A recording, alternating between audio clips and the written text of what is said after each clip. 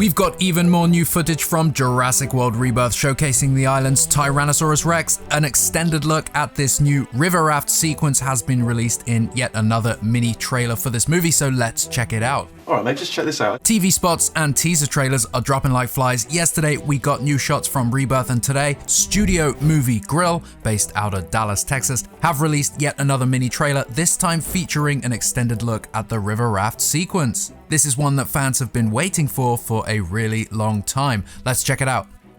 Tickets are on sale now for Jurassic World Rebirth in theaters July 2nd.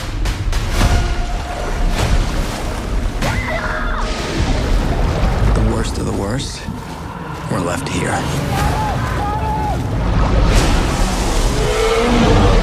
Survival is a long shot.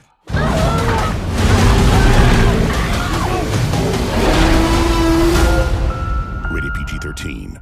As you may very well be aware, this sequence is directly out of Michael Crichton's original Jurassic Park novel and is a scene that Steven Spielberg and David Koepp had wanted to include in that very first movie. The scene had concept art and storyboards all the way back in 1992 during Jurassic Park's pre-production phase, but was unfortunately cut due to budget constraints and the complexities of such a scene. Well, David Koepp and Steven Spielberg have finally brought this scene to life with the aid of director Gareth Edwards, cinematographer John Matheson, ILM visual effects supervisor David Vickery, and many more talented people working on this movie. The T-Rex river raft scene is here. So I'm sure many of you watching were able to spot the new shots right away. Let's check them out. The first shot gives us a wide of the T-Rex approach to the raft as it lowers into the water. The next is Isabella Delgado screaming paddle as she watches the giant dinosaur approach. We see Isabella looking down into the water looking for the T-Rex, quickly followed by a shot of her father Ruben turning back as that T-Rex's head breaches the surface of the water. The rest of the sequence from the full trailer plays out before we see what happens next. Isabella is now in the water, struggling to stay afloat. We can see that T-Rex behind her. An establishing shot of this scene is next, giving us a true sense of scale of the true size of this dinosaur. The T-Rex is honestly undefeated. We then have Isabella's sister Teresa in the water, and you can see how fast these currents are flowing. The next shot shows us Ruben, Isabella, and Xavier inside a crevice as the T-Rex's jaws chomp away. Luckily, the group are just out of reach, having made it to the other side of these rocks. This shot again gives us such a great sense of scale, and that's something I've seen a lot of fans point out with the T-Rex shots that we have seen so far. It looks incredible, and it's been filmed and composited in a way that truly shows its scale, its weight. Whatever ILM have done here, it's working. Gareth's very particular about the designs of the dinosaurs, whether it's a legacy creature like the T-Rex, whether it's a brand new dinosaur. Not to get too heavy into that debate, but many would argue that the Tyrannosaurus Rex is something that hasn't looked quite right since 2001. Comparing all of the T-Rexes we have seen in the live-action movies, it does become easy to see the differences from that first trilogy to the second.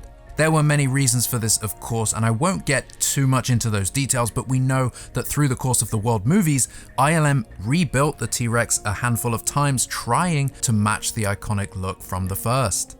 I think they have finally cracked it, and that Rebirth's T-Rex is as close as we're gonna get to that original design. What do you think? I've seen a lot of praise for the T-Rex here, not just in its design, but in the way that Gareth and John have shot these sequences. Many shots here truly give you the sense of scale, the size and weight of this giant prehistoric beast.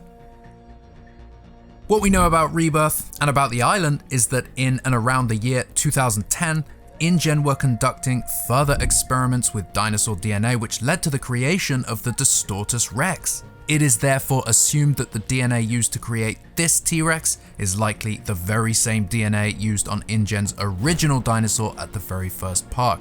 We know very little about why these experiments were taking place. Does it tie to the Jurassic World Park, or was this a covert side of InGen working without the knowledge of other InGen ventures? InGen is my responsibility now, Doctor, and I will jealously defend its interests. We saw relics of InGen's genetic cloning in Jurassic Park 3, but it would appear that InGen scientists left these islands in the Pacific and headed east, across the continent of America and onto a new island somewhere near the Caribbean. But why?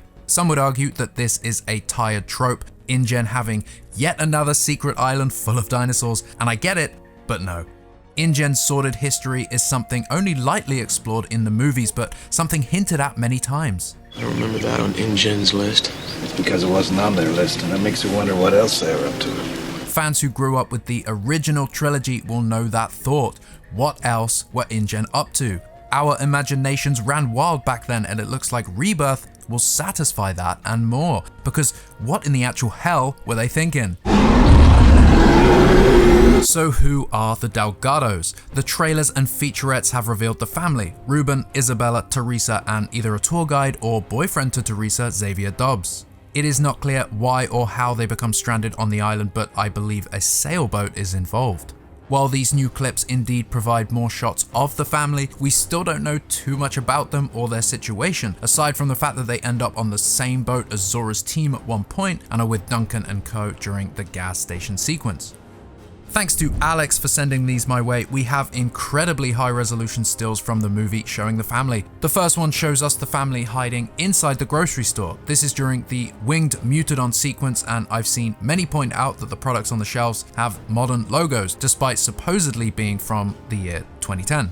After a quick peruse of the internet, it's quite easy to see that these logos were being used in 2010 and the surrounding years. However, I can't find a source on that Cheetos Crunchy logo, but I'm not certain that the production team, the continuity team, and the set designers on this movie didn't think about this.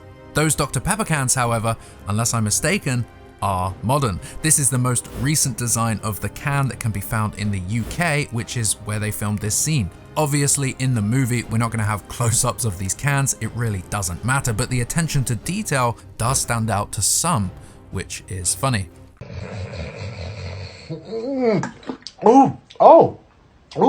That's good. Hey, hold on. Anyway, that's enough about Dr. Pepper. What's that Dr. Pepper? That's that Dr. Pepper. The family look terrified, and for good reason. The Mutodon enters through the ceiling, truly giving off a xenomorph arrival. The next shot takes us inside these alien-style low ceiling tunnels, which appear to be part of the laboratory set, or at least lead to it.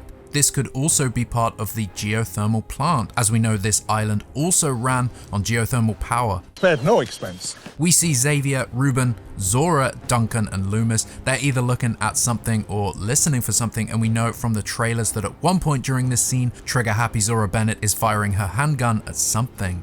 We also have this shot of Xavier and Ruben on the boat, Zora's team's boat during the Spinosaurus Mosasaurus attack sequence. The two are gripping the handrails and looking out, very likely at the pack of Spinos that have begun to circle the boat. Great to see these shots in super high res. This scene takes place at 7 PM. Check out Outpost's Jurassic Wiki for high resolution images of this movie, JurassicWiki.com, and thank you Alex for sourcing these. That's about it for this video. What do you think of the new footage, and how good is that new T-Rex? Share those thoughts and any else you might have down below in the comments, and thank you for watching this video.